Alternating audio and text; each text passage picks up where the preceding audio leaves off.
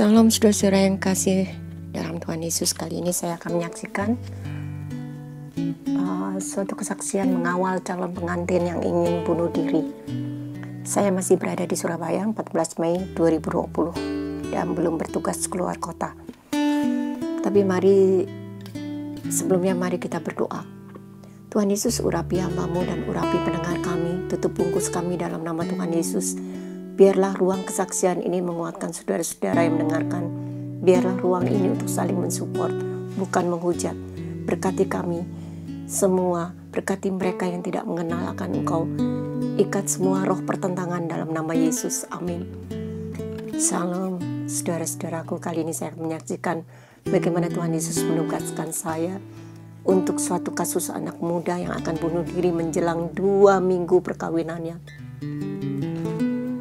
Kejadiannya baru saja tahun 2019 akhir, dan saya dimintai tolong untuk melayani seorang anak muda yang tiap saat ingin bunuh diri.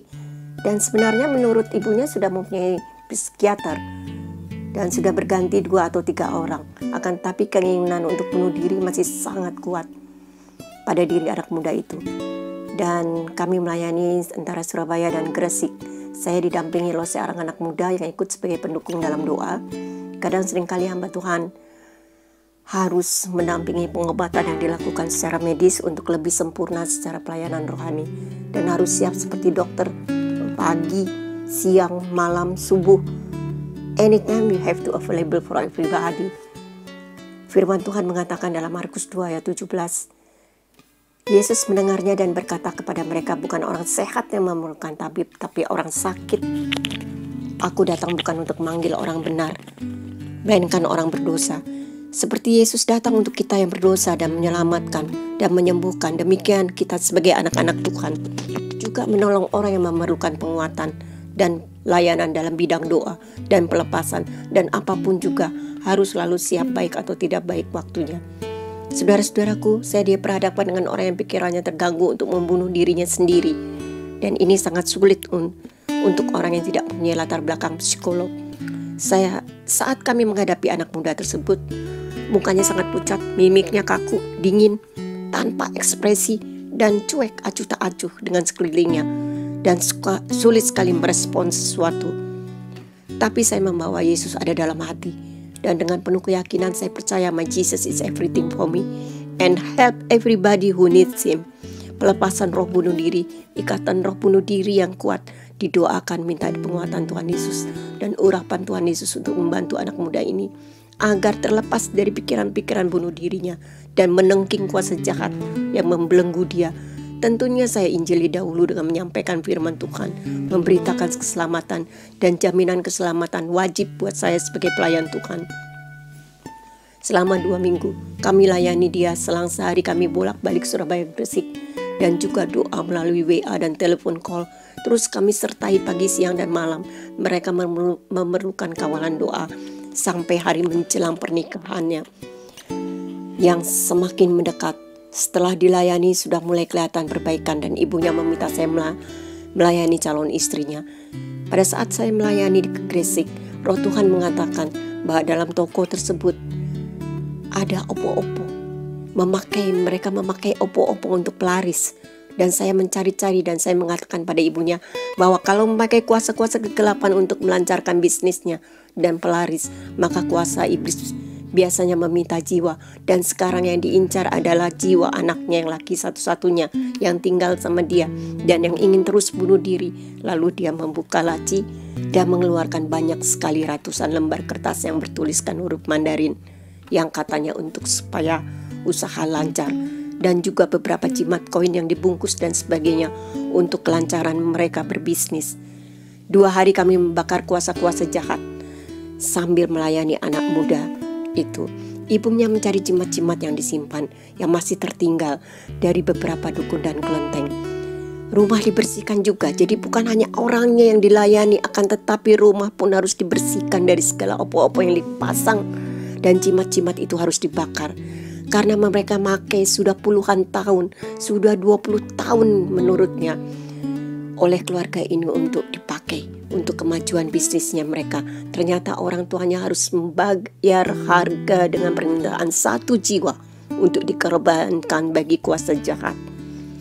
Pengawalan doa dan pelayanan bolak-balik kami berikan kepada mereka satu keluarga. Mereka menyediakan antar jemput dan puji Tuhan, pelayanan ketiganya, anak muda itu sudah terlihat ada kemajuannya dan sudah terlihat mukanya berusaha berubah, dan ada secercah senyuman dan sinar semangat daripada anak muda ini. Berbeda dari awalnya pada saat pertama kali saya datang, dan kami terus menaikkan doa sampai menjelang hari H. Saya harus hadir untuk mendampingi di kursi tamu sambil menaikkan doa-doa agar tidak terjadi sesuatu, karena Roh Maut menginginkan jiwa anak ini. Di gereja saya duduk sebagai tamu dan terus berdoa tutup bungkus agar perkawinan selesai sampai akhir dengan baik. Saya memberikan kesibukan sebelumnya kepada anak muda ini agar dia tidak terintimidasi dengan roh-roh bunuh diri. Puji Tuhan, semuanya berjalan dengan baik, dan di gereja pada hari H itu semua Tuhan sembuhkan dan perkawinan terlaksana dengan baik, dan calon istrinya sukacita. Sampai hari ini mereka baik-baik dan tetap sharing dan konsultasi untuk kehidupan mereka agar tetap pegang Tuhan Yesus. Yesus tabib yang luar biasa, dan andalkan Tuhan Yesus siapapun kita. Tuhan akan memakai kita bila kita benar-benar tunduk dan rendah hati, sehingga walaupun kita bukan sebagai medis secara sekuler, akan tetapi kita dilengkapi dengan hikmat yang dari Tuhan, memberikan seperti kita adalah seorang dokter rohani, orang sakit yang memerlukan tabib atau dokter. Mari kita bekerja untuk Tuhan. Jangan menunggu sampai kita ditegur oleh Tuhan baru kita datang dan nangis-nangis datang pada Tuhan kita minta ampun. Mari saudara-saudaraku, berikan yang terbaik bagi Tuhan. Sentilan Tuhan dan jeweran Tuhan buat saya sudah banyak sekali, dan bertobat adalah jalannya kita untuk dekat sama Tuhan. Mari kita berdoa. Tuhan Yesus berkati saudara-saudara yang mendengar kesaksian ini. Bila di antara kami ada yang ingin roh bunuh diri atau kecewa dengan kehidupannya, kiranya patahkan ikat dan hancurkan dalam nama Tuhan Yesus. Berkati mereka yang mendengar kesaksian ini dan pulihkan ekonomi mereka. Kami pengerja Silo Ministry juga, Kau bukakan pintu berkat-berkat bagi kami untuk melayani. Berkati hamba-hamba Tuhan dimanapun mereka berada, penuhi keperluan mereka dan buka penutup ekonomi mereka. Alirkan karunia-karunia mereka untuk berperang di ladang-Mu, ya Yesus. Berkati evangelis-evangelis dan gembala-gembala Tuhan. Berkati pemerintah dan negara kami, dari jajaran yang paling bawah RT RW sampai menteri-menteri dan presiden, dan juga TNI dan Polri. Berkati mereka semua untuk terus menjaga negara kami. Beri kesehatan kepada para dokter yang menangani COVID-19 ini. Di dalam nama Tuhan Yesus kami berdoa dan tutup bungkus kami dan mereka dan pemerintahan kami. Amin.